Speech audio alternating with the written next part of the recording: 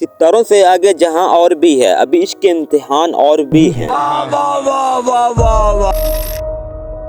इश्क के इम्तिहानों का तो नहीं पता, लेकिन क्या सितारों से आगे भी कोई और जहां मौजूद हैं? इस सवाल के जवाब की तलाश इंसानों को सदियों से थी। द टीवी की वीडियो में एक बार फिर से खुशामदीद। इस सवाल के जवाब की तलाश अभी भी जारी है। जब कोई दूर पड़ी हुई चीज हमें नजर नहीं आती तो इसका मतलब ये होता है कि हमारी नजर कमजोर है। तो हमें स्पेक्टिकल यानी कि चश्मे लगाने पड़ते हैं और दूर की चीज हमें सही तरीके से फिर नजर आने लग जाती है। जब कोई चीज बहुत दूर पड़ी होती है तो उसको हमारी आंख नहीं देख सकती, तो उसको देखने के लिए हम टेलीस्कोप का इस्तेमाल करते हैं। टेलीस्कोप को पहली बार सन 2 अक्टूबर 1608 में स्पेक्टिकल यानी कि चश्मे बनाने वाले ने इजाद किया था। शुरू में इसे बहुत से लोग सैरो तफरी के लिए इस्तेमाल करते थे, लेकिन तब तक किसी ने भी इसका रुख आसमान की तरफ नहीं किया था। ये किसी ने सोचा भी नहीं था कि यार इन चांद सितारों को भी देखा जाए। लेकिन पहली बार सन 1610 में गैलीलियो गैलीली नाम के एक शख्स ने इन टेलीस्कोप का रुख आसमानों की तरफ किया, ये जानने के लिए कि हमारे सूरज के गिर्द कितने प्लैनेट्स घूम रहे हैं और ये हमसे कितने दूर हैं। गैलीलियो गैलीली वो पहला साइंसदान था जिसने हमारे सोलर सिस्टम के सबसे बड़े प्लैनेट जुपिटर को टेलीस्कोप के जरिए देखा। तो तब गैलीलियो गैलीली को जुपिटर के बारे में एक बात ये भी मालूम हुई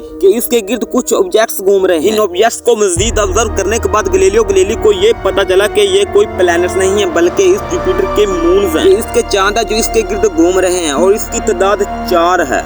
और इन 4 मून्स के नाम ये हैं एलओ, गैनीमेड, यूरोपा और कैलिस्टो। यहाँ पर मैं आपको एक बात ये भी बता दूं कि मून्स यानी कि चांद उसे कहते हैं जो किसी प्लैनेट्स के गिर्द घूम रहा हो। जैसा कि जमीन जुपिटर प्लैनेट के गिर्द घूमना शुरू कर दे और जुपिटर सूरज के गिर्द ही घूमता रहे तो जमीन जुपिटर का चांद कहलाएगा। अगर इसी तरह हमारा मून्स यानी कि हमारा चांद हमारी जमीन को छोड़कर सूरज के गिर्द घूमना शुरू कर देता है तो ये हमारा चांद नहीं कहलाएगा। जुपिटर के गिर्द घूमने वाले ये 4 चांद गैलीलियो गैलीली ने टेलीस्कोप के जरिए देखे, लेकिन इन 4 मून्स के मिलने के तकरीबन 280 साल तक हमें इस जुपिटर के बारे में मालूमात नहीं मिली कि इसके गिर्द कोई और भी ऑब्जेक्ट्स घूम रहा है या नहीं। लेकिन सन 1892 में एडवर्ड बर्नर्ड एस्ट्रोनॉमर ने एक 36 इंच की रिफ्रैक्टिव टेलीस्कोप का इस्तेमाल करके जुपिटर के गिर्द घूमने वाले एक और ऑब्जेक्ट्स को भी ढूंढ निकाला और हमें मजीद और चांद मिलते गए। फिर साइंसदानों ने टेलीस्कोप में बेहतरी लाना शुरू की तो हमें बाकी प्लैनेट्स के भी बारे में मालूमात मिलना शुरू हुई। लेकिन ये सफर अभी 95 तक पहुंचा है, यानी कि हमें जुपिटर के 95 मून्स के बारे में पता है।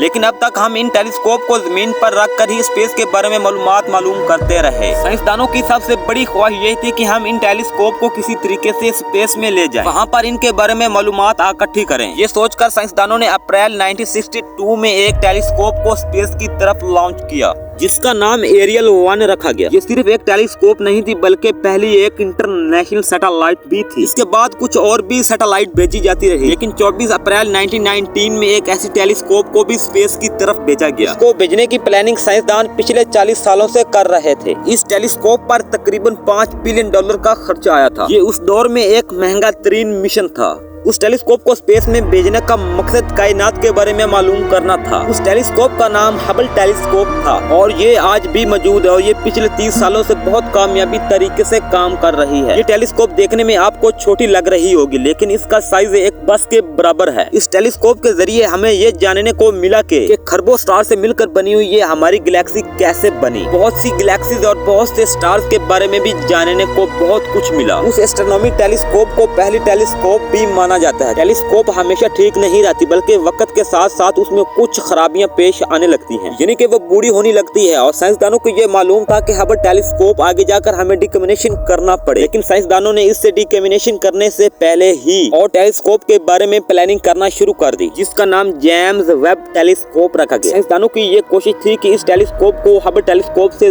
ज्यादा ताकतवर बनाया जाए। इस टेलीस्कोप पर इतना खर्चा आया कि ये नासा के महंगे तरीन प्रोजेक्ट में से था। यहाँ पर मैं आपको एक बात और बता दूं कि जो पिछली टेलीस्कोप जिसका नाम हबल टेलीस्कोप था, बल्कि वो एक एस्ट्रोनॉमर के नाम से रखा गया था जिसका नाम जेम्स हबल था। जेम्स हबल वो साइंसदान थे जिसने हमारी मिल्की हुई गैलेक्सीज के अलावा किसी और गैलेक्सीज के बारे में भी मालूमात इकट्ठी की। ये भी पता लगाया कि हमारी गैलेक्सीज फैल रही है। इसी तरह जो हबल टेलीस्कोप बनाई गई वो इसी के नाम से ही बनाई गई थी। इसी तरह ये जो जेम्स वेब टेलीस्कोप उस एस्ट्रोनॉमर के नाम से ही रखा गया था। जेम्स वेब 1962 से लेकर 1968 तक नासा के एली मिनिस्टर भी थे। इसी तरह अपोलो मिशन को कामयाब बनाने में भी इसका बहुत बड़ा हाथ था। और इसी तरह जेम्स वेब पर साइंसदानों की सोच से भी ज्यादा खर्चा आया। इस पर तकरीबन $10 बिलियन का खर्चा आया। जेम्स वेब टेलीस्कोप को 25 दिसंबर 2021 को स्पेस की तरफ लॉन्च किया गया, लेकिन इस टेलीस्कोप को एक खास पॉइंट पर भेजा गया। जेम्स वेब टेलीस्कोप हमारी जमीन के गिर्द घूम रही है, लेकिन हबल टेलीस्कोप को एक खास पॉइंट के लिए भेजा गया है। इसे L2 पॉइंट कहा जाता है।